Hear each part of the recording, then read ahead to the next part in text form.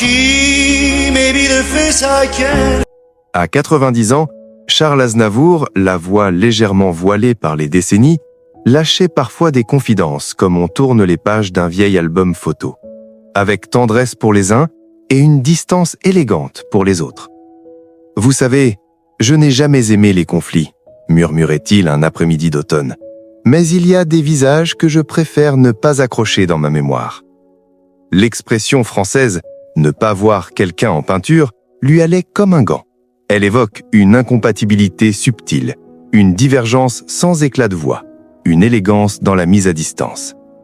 Derrière la légende du Sinatra français, l'homme avait traversé plus de 70 ans de carrière, des cabarets enfumés de Pigalle aux salles mythiques de Carnegie Hall ou de l'Olympia, portant la chanson française à travers le monde.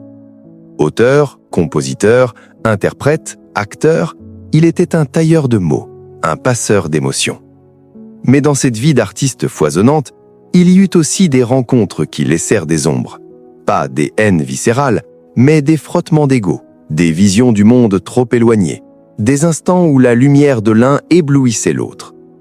Ce jour-là, Aznavour avait décidé de lever un coin du voile, non pour régler des comptes, mais pour témoigner d'une vérité humaine. L'alchimie artistique est fragile, et certaines combinaisons ne produisent jamais l'étincelle espérée. Voici, page après page de cet album invisible, les 5 artistes qu'il ne pouvait pas voir en peinture. Numéro 1. Gilbert Bécaud. C'était l'après-guerre. Paris vibrait encore d'une énergie fiévreuse. Les cafés sentaient le tabac gris et les rêves neufs. Le jeune Aznavour, auteur-interprète timide mais tenace, croisait souvent Gilbert Bécaud dans ce microcosme bouillonnant. Bécaud, avec ses costumes impeccables et son énergie volcanique, dégageait une présence théâtrale, même hors scène. Leurs débuts furent presque fraternels, soirées à griffonner des textes sur des nappes, mélodies essayées jusqu'à l'aube. Mais dans un studio exigu près de l'opéra, les différences explosèrent. Bécaud imposait un tempo militaire, Aznavour cherchait la nuance, la respiration.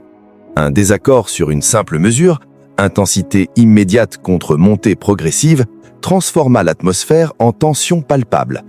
Plus tard, lors d'un gala partagé, Bécaud prolongea son passage, grignotant le temps d'Aznavour. Rien ne fut dit, mais tout fut compris. Dans sa loge, Charles murmura « Gilbert, je ne peux plus le voir en peinture. » 2 étoiles brillantes choisirent des orbites distinctes. Numéro 2. Johnny Hallyday. Leurs univers étaient des antipodes. D'un côté, Johnny, le rock à la française, cuir noir, guitare hurlante, énergie brute comme un orage. De l'autre, Aznavour, poète de la retenue, maître des lumières tamisées. Ils se croisèrent pourtant souvent, plateau télé, gala de charité. En 1963, dans les coulisses d'une émission, le jeune Johnny, 20 ans, débordant, serrait des mains à la chaîne, tandis qu'Aznavour observait avec un sourire poli ce phénomène qui aimantait les caméras. Sur scène, le contraste était saisissant. Johnny déferlait comme une vague, Aznavour apaisait comme une caresse. Avec le temps, la distance se creusa. Aznavour voyait le rock comme une mode passagère. Johnny trouvait l'art d'Aznavour figé dans une époque révolue. Un rappel improvisé de Johnny lors d'un gala chamboula le programme, forçant Aznavour à écourter sa prestation. Poignées de main sèches, regards évités. « Nous n'avons jamais parlé la même langue musicale », conclut Aznavour un jour. Derrière la politesse, Johnny resta un visage laissé en marge de l'album. Numéro 3. Françoise Harday. Elle incarnait les années 60 en noir et blanc, silhouette longiligne, cheveux rideaux, voix brumeuse, mélancolie chic. Aznavour l'observait avec curiosité prudente. Sa première rencontre sur un plateau de variété fut distante. Harday, déjà star avec tous les garçons et les filles, feuilletait un magazine, presque indifférente. Aznavour salua, elle répondit d'un sourire léger. Lors d'une répétition pour un duo, il proposa des ajustements. Elle déclina poliment, préférant rester fidèle à sa vision. Pour lui, c'était comme peindre sur une toile vernie. Les rares croisements suivants, festivals, dîners mondains, confirmèrent l'espace infranchissable. Elle ne voulait pas partager le tableau, confia-t-il à un ami. Je l'ai laissé sur son chevalet. Pas de rancune, juste une évidence. Certains artistes appartiennent à des galeries différentes. Numéro 4. Serge Gainsbourg.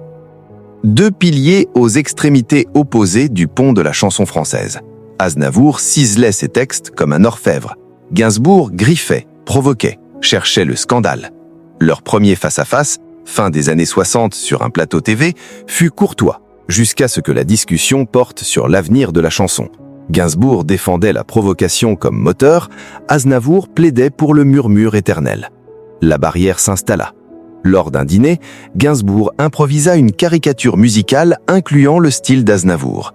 Les rires fusèrent, mais Charles sentit une pointe froide. « Il peignait avec des couleurs absentes de ma palette », résuma-t-il plus tard. Respect mutuel pour le génie de l'autre, mais trajectoire parallèle, jamais croisée. Numéro 5. Enrico Macias. Au départ, tout semblait les unir. Exil, racines méditerranéennes, amour de mélodies nostalgiques, émotions brutes. Leur première rencontre, fin des années 60, fut chaleureuse. Aznavour félicita Enrico après « Adieu mon pays », vous chantez avec le cœur. Dîner partagé, anecdote de tournée, mais la scène révéla les fissures. Aznavour, discipliné, arrivait préparé. Enrico, libre, prolongeait avec le public, improvisait. Lors d'une tournée caritative, 3 titres supplémentaires d'Enrico réduisirent le temps d'Aznavour. Pas un mot sur le moment, mais dans sa loge, j'aimais sa lumière, mais elle m'éblouissait trop. Les années passèrent, cordiales mais distantes. Enrico resta un souvenir vif, contemplé de loin.